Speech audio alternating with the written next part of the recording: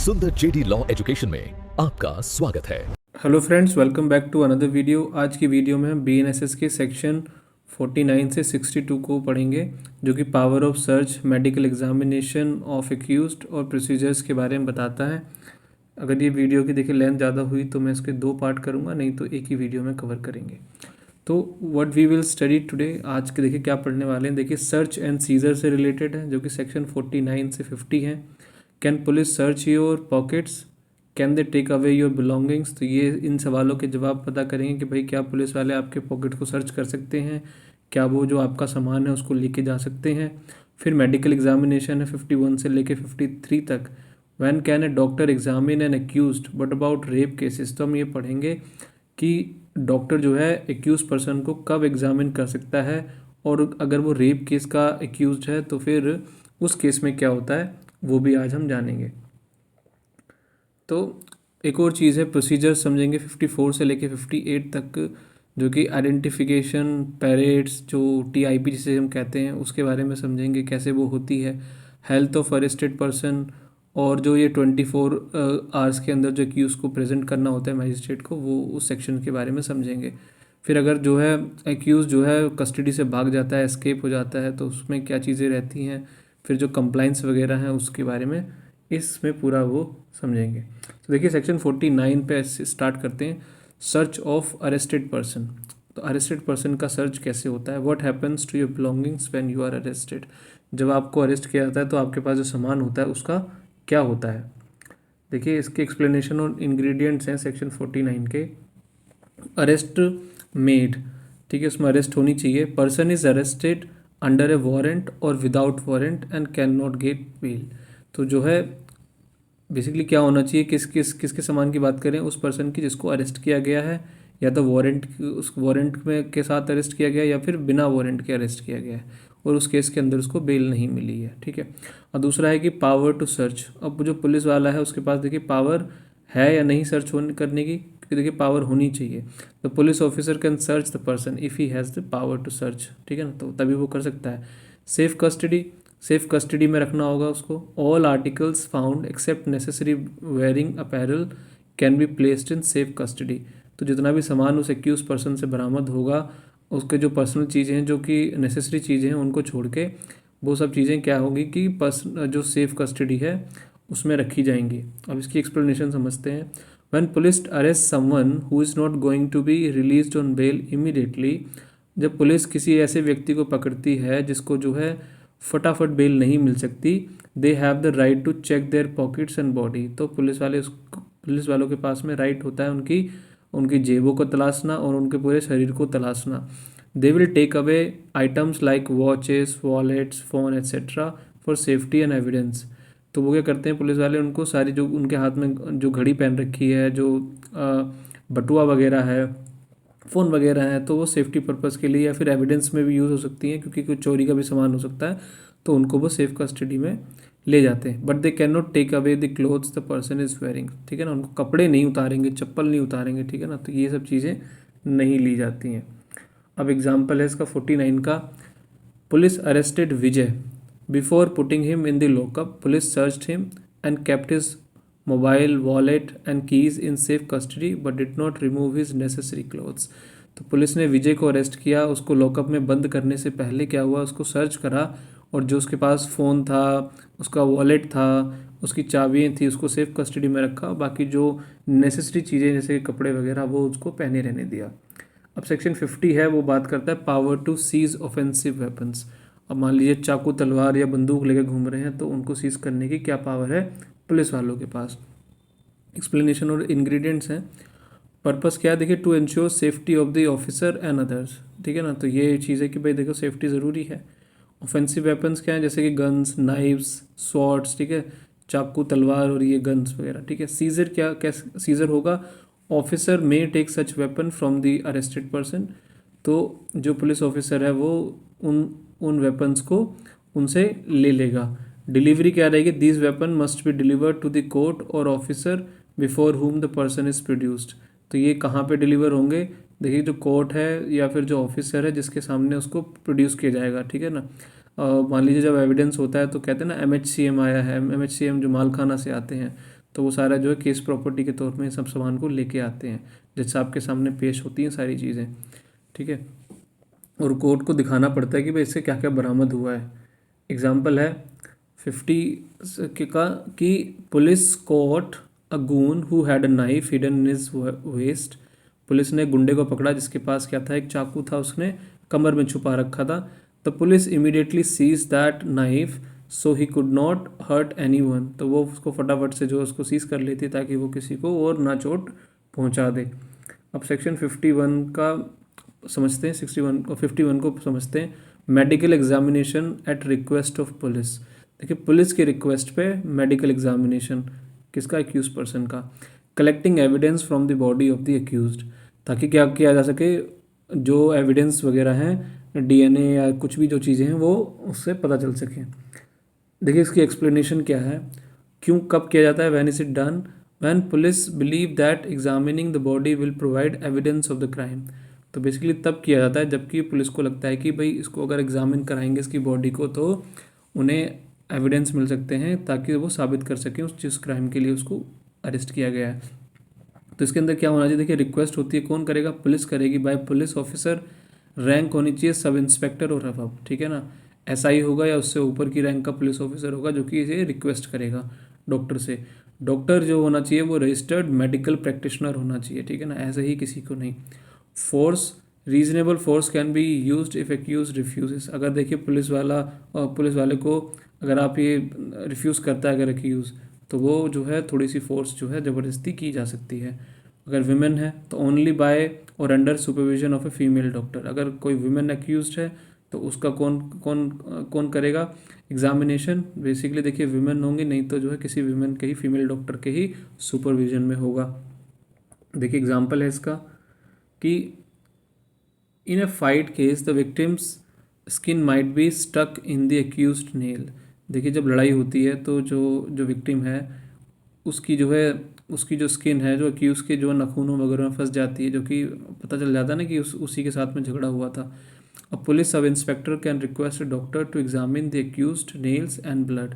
तो पुलिस जो है एसआई जो है क्या कर सकता है, डॉक्टर से जो रिक्वेस्ट कर सकता है कि इसको जो है इसके नाखून वगैरह जो ब्लड सैंपल है इसका ले लीजिए ताकि आसानी हो जाए इस क्राइम को साबित करने में।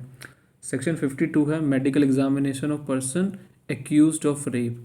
अब जो रेप केस में एक्यूज्ड है उसका मेडिकल एग्जामिनेशन की बात करता है सेक्शन 52। देखिए डिटेल एक्सप्लेनेशन समझते हैं।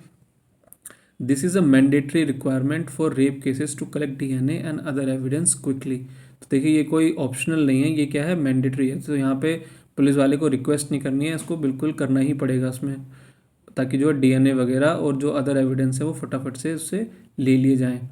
तो कौन, any person arrested on charge of rape और अटेम्प्ट टू रेप। तो किस व्यक्ति का होगा, वो व्यक्ति जिसको अरेस्ट किया गया है रेप केस में या फिर अटेम्प्ट टू रेप केस के अंदर।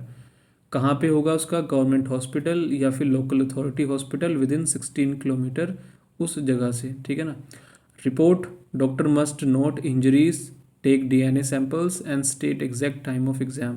तो डॉक्टर को क्या करना होगा कि भाई क्या क्या इंजरीज हैं उनको लिखना होगा, डीएनए लेना होगा, डीएनए सैंपल्स लेने होंगे और ये बताना होगा भाई किस टाइम पे ये एग्जामिनेशन उसका हुआ था, वो तो एग्जैक्ट टाइम लिखना पड़ेगा। एग्जाम्पल है, after arresting an accused of rape police takes him to a government hospital immediately. तो अरेस्ट करने के बाद रेप के एक्यूज्ड को क्या किया था, पुलिस क्या करती है, फटाफट से गवर्नमेंट हॉस्पिटल ले जाती है। The doctor takes DNA samples from his body to prove the crime. तो डॉक्टर क्या करेगा, डीएनए टेस्ट उसका करेगा और डीएनए सैंपल लेके वो बाद में उसको आगे जो है एफएसएल फॉरेंसिक में भेज देगा ताकि जो है ये प्रूव हो सके उसका crime. Section 53 examination by medical officer, right of accused. देखिए ये जो एक्यूज का राइट है कि वो एग्जामिनेशन करा सकता है मेडिकल ऑफिसर से। तो पहले जो हमने पढ़ा था 51 के अंदर कि पुलिस रिक्वेस्ट करती है, दूसरे में मैंडेटरी है 52 के अंदर अगर वो रेप केस है तो, और यहाँ पे क्या एक्यूज का राइट है कि वो अपने आप को एग्जामिन करा सके। तो एक्सप्लेनेशन है, पर्पस क्या है, to protect the accuse from custodial torture and check their health. तो बेसिकली क्या होता है, ये सेक्शन बेसिकली जो ऐड भी हुआ था आपको डी के बासु केस याद होगा, तो वो कस्टोडियल डेथ पे ही था। तो इसलिए इसका मेडिकल एग्जामिनेशन जो है कि उसके पास जो है ये राइट है कि वो अपना मेडिकल एग्जामिनेशन कराए, ताकि जो है कोई कस्टडी के अंदर उसके साथ कोई टॉर्चर या कुछ ऐसी चीज़ें ना हो, ठीक है, उसकी हेल्थ और सेफ्टी का ध्यान रखा जाए। क्योंकि अगर जब वो मेडिकल कराएगा तो उसमें दिख जाएगा, ठीक है ना, और अब बाद में जब दोबारा से पेशी होगी तो उसके बॉडी पे मान लीजिए बाद में कोई निशान दिखता है, तो दिखता है कि भाई उसके साथ में जो है कस्टडी में कुछ ना कुछ हुआ है, तो वो जिस दिन अरेस्ट हुआ है वो तभी अपने आप को एग्जामिन कराएगा, तो बिल्कुल ओके है। उसके बाद में उसके साथ कुछ होता है तब भी जो है अब ये वो बता सकता है कोर्ट को कि भाई देखिए मेरे साथ ये चीज़ें हुई हैं। मैंडेटरी है, every arrested person must be examine by medical officers soon after arrest. तो हर जो अरेस्टेड पर्सन है, देखिए इसके अंदर क्या होगा कि उसको एग्जामिन करना पड़ेगा। कौन करेगा? मेडिकल ऑफिसर, जैसे ही वो अरेस्ट होता है एक्यूज पर्सन। रिकॉर्ड, उसको सारी चीज़ें देखिए लिखनी होंगी, क्या क्या उसको इंजरी है ना, और जो भी चीज़ें हैं वो सारी चीज़ें लिखनी पड़ती हैं। केस से रिलेटेड भी रहता है कि भाई किस केस के अंदर आया है। तो कॉपी जो है, copy of the medical report must be given to arrested person और देयर नॉमिनी। तो उसकी जो एक कॉपी भी जो है या तो उसी अरेस्टेड पर्सन को मिलेगी या फिर उसके किसी फैमिली मेम्बर या जिसको बताया कि इसको दे दी जाए उसको वो दे दी जाएगी। एग्जाम्पल है कि immediately after police arrest someone a medical checkup is done. तो जैसे ही पुलिस किसी को अरेस्ट करती है उसका फटाफट से जो है अरेस्ट जो है चेकअप हुआ, उसका मेडिकल चेकअप हुआ। This ensures that the police have not beaten him in custody. तो जिससे ये पता चलता है कि पुलिस वालों ने उसको कस्टडी में नहीं मारा है। अब देखिए सेक्शन 54 है आइडेंटिफिकेशन ऑफ अरेस्टेड पर्सन, जिसे कहते हैं टेस्ट आइडेंटिफिकेशन परेड। तो मतलब मल्टीपल जो लोग हैं एक जैसे दिखने वाले उनको विक्टिम के सामने खड़ा करते हैं ताकि वो पहचान ले कि भाई यही एक्यूज है जिसने मुझे मारा था या जो भी चोट पहुँचाई थी। तो सेक्शन 54 बताता है often known as test identification parade TIP। Court का ऑर्डर होता है। The court can direct the arrested person to subject himself to identification. तो कोर्ट कह सकता है अरेस्टेड पर्सन को कि जी देखिए आपको पार्टिसिपेट करना है इस आइडेंटिफिकेशन परेड के अंदर, ठीक है। हु आइडेंटिफाइज, कौन इसको आइडेंटिफाई करेगा? जो विक्टिम है या फिर जो विटनेसेस हैं उस केस के, वो आइडेंटिफाई करेंगे if they saw him committing the crime. जो अगर जब अपनी स्टेटमेंट में कहते हैं कि ना भाई मेरे सामने होते हुए मेरे सामने हुआ है, ठीक है ना, तो वो लोग पहचान सकते हैं।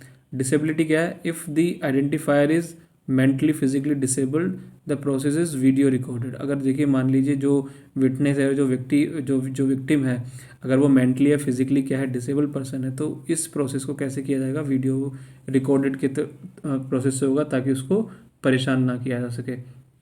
एग्जाम्पल है a witness saw the thief on court order, police makes the thief stand among 5 other people and ask the witness to identify him. तो अब जो है एक विटनेस ने देखो चोर को देखा, ठीक है, चोरी के टाइम पे, तो कोर्ट ने ऑर्डर करा कि भाई ठीक है इसकी आइडेंटिफिकेशन परेड करो, 5 और लोगों के साथ में सब खड़ा करते हैं और विटनेस से बोला बताइए भाई इनमें से कौन सा था जिसने ये चोरी की थी। तो वो अगर सही बता देगा तो ठीक है, नहीं तो फिर ये आपके खिलाफ जाता है, जिस मतलब विक्टिम के खिलाफ जाता है। सेक्शन 55 है procedure when police officer depute subordinate. अब देखिए कई बार क्या होते हैं, जो सुपीरियर पुलिस ऑफिसर्स होते हैं, जो हायर रैंक के होते हैं, वो बिजी होते हैं, तो वो अपनी चीज़ों को अपने काम को क्या कर सकते हैं? डेप्यूट्स कर सकते हैं सबॉर्डिनेट्स को, ठीक है। तो ये सेक्शन बताता है 55 की वो ऐसा कर सकते हैं। Sometime the main officer is busy, ठीक है, जो मेन ऑफिसर है वो बिजी है, so he sends a junior to make the arrest. तो वो किसी जूनियर को भेजता है कि भाई जाइए अरेस्ट करके लेके आइए। तो ये कैसा होना चाहिए? देखिए रिटर्न ऑर्डर होना चाहिए। The senior officer must give an order in writing specifying the person to be arrested and the cause.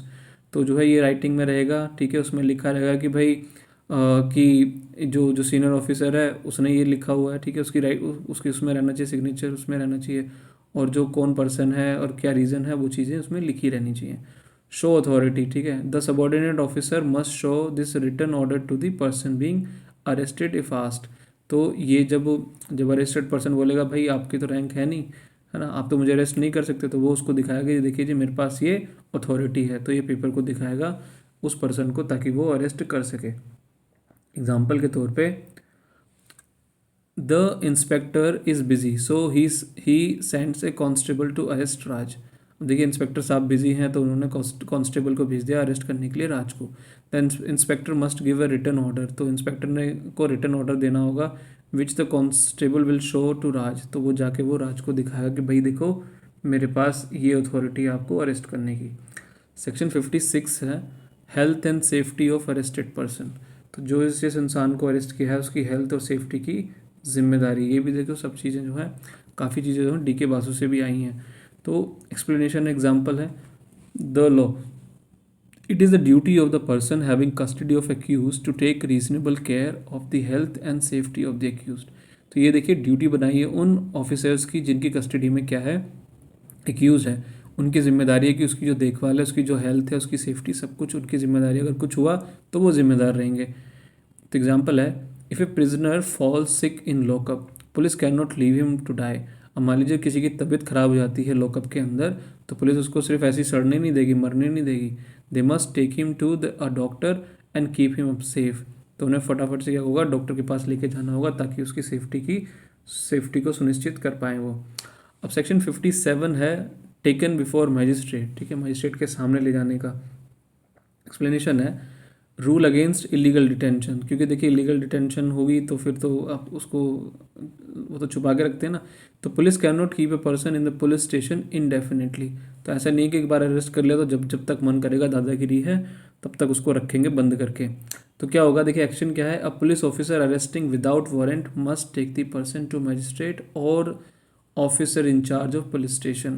तो जैसे ही वो उसको अरेस्ट करेंगे तो क्या करना होगा कि वो किसके पास लेके जाएंगे, मजिस्ट्रेट के पास लेके जाएंगे, या फिर किसके पास, officer in charge of police station के पास।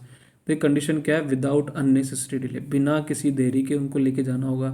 Bell subject to provision of bail, अगर देखिए बेल है तो उसको बताना होगा, बेल है तो बेल दी जाएगी।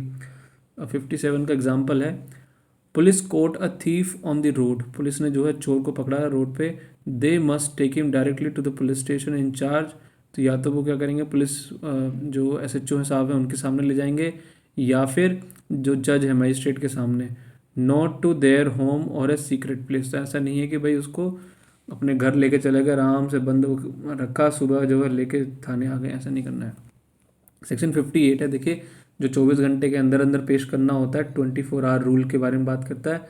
अगर अरेस्टेड पर्सन को अरेस्ट किया है तो ये देखिए क्रूशियल ह्यूमन राइट भी है, person arrested not to be detain more than 24 hours. देखिए जिसको आप पुलिस वाले अरेस्ट करते हैं उनको जो है 24 घंटे ही उनको डिटेन करके रखा जा सकता है, और उसी के विदिन उनको क्या होगा कि उन्हें मजिस्ट्रेट के सामने पेश करना होता है, नहीं तो उनको छोड़ना होगा, नहीं तो ये इलीगल डिटेंशन कहलाएगी। लिमिट क्या है, police custody can not exceed 24 hours without A magistrate special order. तो पुलिस जो कस्टडी है वो 24 घंटे से ज़्यादा नहीं हो सकती। अगर उससे ज़्यादा चाहिए होती तो उसके जब मजिस्ट्रेट के सामने लेके आते हैं तो पुलिस वाले एप्लीकेशन लगाते हैं कि इसको जो है, इसकी जो रिमांड है, इसकी जो कस्टडी है वो बढ़ाई जाए, ठीक है। तो वो ज़रूरी है, अगर मजिस्ट्रेट साहब अगर कर देंगे तो उसको मान लीजिए 7 दिन की कस्टडी, जो भी कस्टडी है तब वो मिल जाएगी।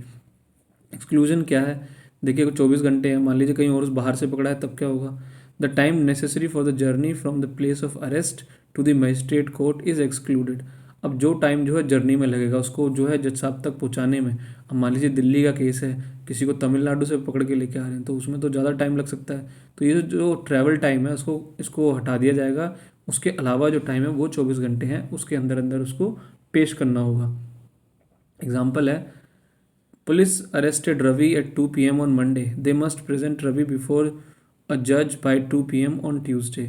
तो देखिए मंडे को 2 बजे रवि को अरेस्ट किया है, तो उनको जो है अगले दिन जो कि ट्यूसडे है उसी दिन जो है 2 बजे से पहले पहले विदिन 24 आवर्स में उसको पेश करना होगा।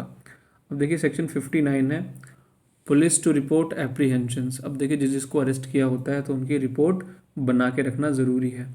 देखिए police station chief must report to the district magistrate और sub divisional magistrate about all person arrested without warrant. तो जिसको बिना वारंट के अरेस्ट किया गया है तो उनकी लिस्ट जो उनकी रिपोर्ट किसको देनी होगी, डिस्ट्रिक्ट मजिस्ट्रेट को या सब डिविजनल मजिस्ट्रेट को देनी होगी। तो इसका एग्जांपल है, the station the SHO must send a list to the district magistrate stating today we arrested these 5 people without warrant, this is for monitoring.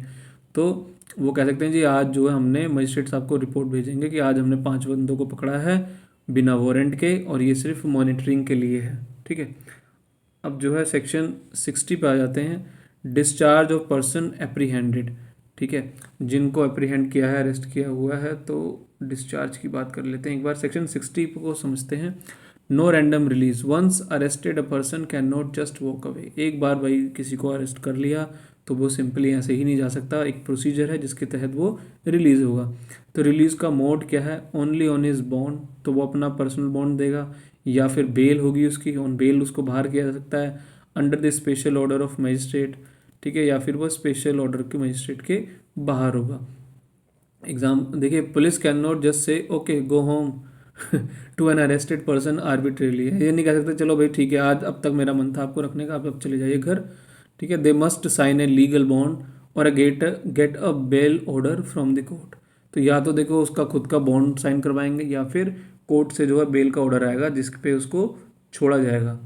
देखिए सेक्शन 61 है power on escape to pursue and retake. अब मान लीजिए custody से अगर कोई बंदा फरार हो जाता है, ठीक है, तो उसको परस्यू करने का, उसको वापस लेके आने का भी जो है क्या क्या पावर है पुलिस वालों की, उसके बारे में बताता है section.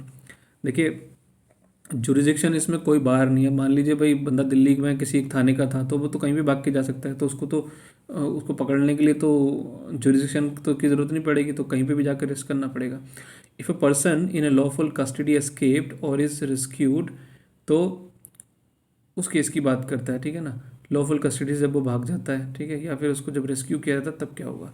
The person from whose custody he escaped may immediately pursue him, तो जिसकी कस्टडी से भागा है तो वो ही उसको फटाफट से उसको पकड़ना शुरू करेगा। Where in to any place in India, देखो जहाँ जाएगा वहाँ जाकर उसको पकड़ा जाएगा, ठीक है ना। एग्जाम्पल है, if a prisoner escape Delhi police custody and runs to Mumbai, Delhi police can go to Mumbai to catch him immediately. अगर वो दिल्ली की पुलिस से वो भाग के मुंबई चला गया है तो मुंबई में जाके दिल्ली की पुलिस फटाफट से उसको अरेस्ट कर लेगी। अब सेक्शन 62 है स्ट्रिक्ट कंप्लायंस विद संहिता। तो देखिए जो BNSS है उसका जो है उसके ही प्रोसीजर को मानना पड़ेगा आपको, ठीक है। तो ये फाइनल रूल है, no arrest shall be made except in accordance with the provision of this Sanhita. तो जो BNSS के अंदर जो प्रोसीजर दिया गया है अरेस्ट उसी के तरीके से करी जाएगी, अपनी मर्जी से अपना कोई भी अपना नया कोई सिविल क्या बोलते हैं क्रिमिनल प्रोसीजर कोड नहीं बना लेना कि मनमानी से करना है, ठीक है, या फिर कहीं और उसका प्रोसीजर दिया हो any other law for the time being in force, ठीक है, जो आज के टाइम पे वो वैलिड है। दिस सेक्शन प्रिवेंट्स इलीगल और एक्स्ट्रा जुडिशियल अरेस्ट, तो ये क्या करता है इलीगल अरेस्ट को रोकता है, और जो एक्स्ट्रा जुडिशियल जो कि जिसके दायरे में नहीं आती हैं उनको भी अरेस्ट करने लग जाते हैं तो उसको रोकता है। Police must follow the written law, तो उसको रिटन लॉ को ही फॉलो करना होगा, ठीक है, अपनी मर्जी से रूल्स नहीं बनाने हैं, ठीक है। ये इसकी समरी है। अगर आपको वीडियो पसंद आई है 23 मिनट्स में कवर हो गई। Thank you so much for watching. If you like the video please subscribe the channel and like the video. Thank you so much. सुंदर JD लॉ एजुकेशन।